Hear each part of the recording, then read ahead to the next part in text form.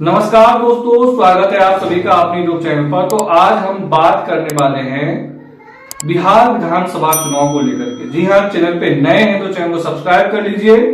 तो आज हम बिहार विधानसभा चुनाव के मगध रीजन के बारे में बात करने वाले हैं।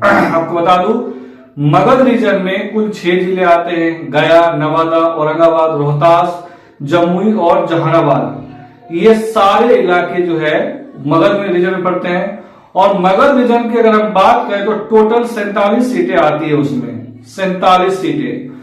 और इस 47 सीटों में सबसे ज्यादा आरजेडी ने सीटें जीती थी मगध रीजन से पिछले 2020 के विधानसभा चुनाव में। और जेडीयू मात्र 5 सीटें जीती थी और बीजेपी 6 सीटें जीती थी, कुल मिलाकर 11 सीटें। और बाकी जो है वो अन्य दलों के खाते में गया था। तो इस बार जो 2024 का लोकसभा चुनाव हुआ है, उस लोकसभा चुनाव में भी महागठबंधन ने मगध रीजन से ही ज्यादा सीटें जीती थी। चाहे वो सासाराम हो, चाहे वो नवादा हो, बक्सर हो, ये इलाके का सीट जो है वो महागठबंधन ने जीता था। और तमाम सर्वे रिपोर्ट में भी बताया ये गया है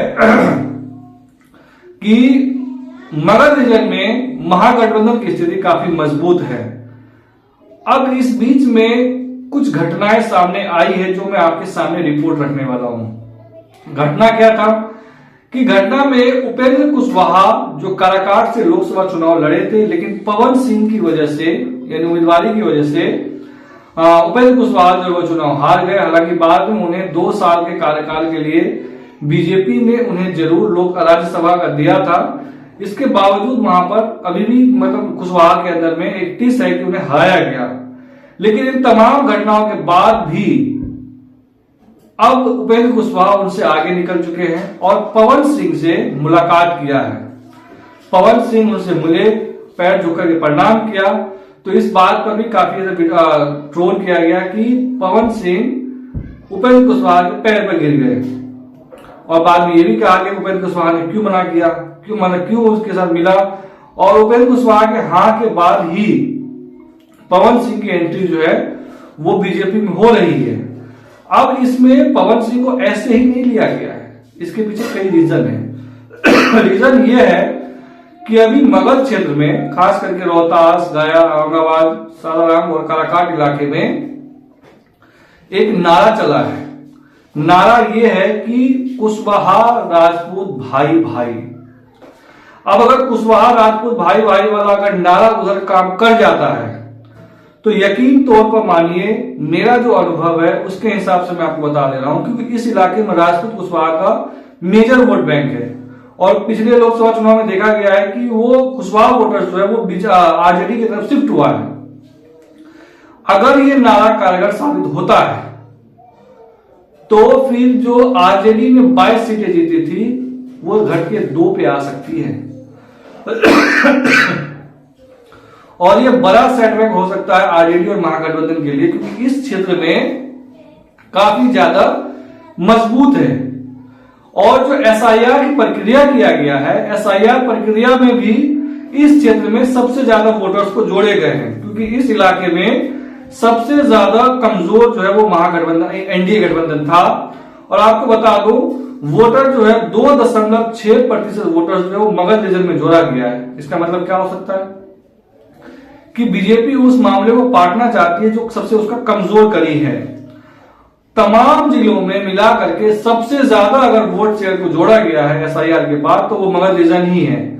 तो अगर ये कुशवाहा और राजपूत भाई भाई वाला काम चला, नारा चल गया, तो फिर इधर से आरजेडी की सफाई होना, महागठबंधन का सफाई होना तय है। लेकिन इसमें एक और फैक्टर है।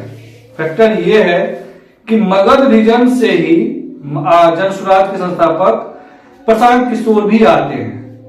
अगर मगध रीजन से प्रशांत किशोर आते हैं और वो ऊंची जाति से हैं, पांडे हैं, जैसे वाले ब्राह्मण जाति से आते हैं, अगर अपर क्लास का थोड़ा बहुत भी वोट खींचने में वो सफलता हासिल करते हैं मगध रीजन में, तो एक बार फिर से महागठबंधन जो है स्वीप कर देगी उस इलाके को। और जो रिपोर्ट आई है सामने, जो सर्वे आए हैं, उस सर्वे के हिसाब से ये देखने को मिल रहा है कि इस इलाके में या किसी भी इलाके में जनसुराज का पकड़ जो है वो ऊंची जाति में है, और ऊंची जाति में अगर पकड़ है तो फिर यकीनी तौर पर माना जाए कि अगर ऊंची जाति का 2 से 3% वोट खींचने में अगर जनसुराज सफलता हासिल करती है तो फिर तो समझ लीजिए कि वहां पर महागठबंधन को रोका स्वीप करने से कोई रोक नहीं सकता है। लेकिन अगर इसका उलट कुशवाहा वोटर्स को अपनी तरफ खींच लेंगे, ये युवा वोटर को अपनी तरफ खींच लेंगे प्रशांत किशोर, तो इनके लिए काफी ज्यादा मुश्किल खड़ी हो सकती है। लेकिन सवाल यहां पर अब भी यही है कि क्या ये नारा चलेगा। ये एक दूर की कौड़ी है, क्योंकि राजपूत सबसे ऊंची जाति में आते हैं, कुशवाहा कोयली समाज से आते हैं, तो ये दोनों आपस में भाई भाई हो नहीं सकता है। अगर ये नारा राजनीतिक रूप से चल भी गया और अमित शाह और उसकी टीम को ये बात का भली बात अंदाजा था कि पवन सिंह को टिकट नहीं देने की वजह से इस इलाके का राजपूत समाज जो है वो काफी नाराज थे और इसी नाराजगी का नुकसान जो है वो विधानसभा चुनाव में भी हो सकता है।